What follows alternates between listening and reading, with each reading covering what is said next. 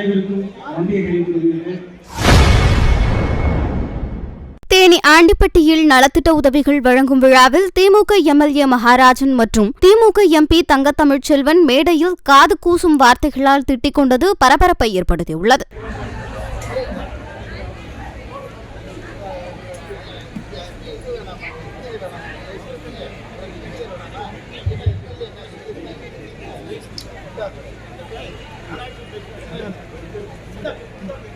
அனைவருக்கும் நன்றியை தெரிவித்துக் கொள்கிறேன். இங்க வந்திருக்கின்ற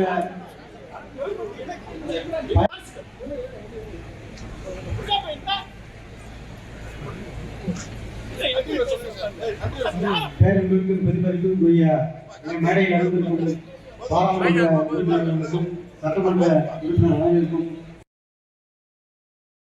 செய்திகளை உள்ளது உள்ளபடி தெரிந்து கொள்ள ரெஃப்ளெக்ட் நியூஸை சப்ஸ்கிரைப் பண்ணுங்க.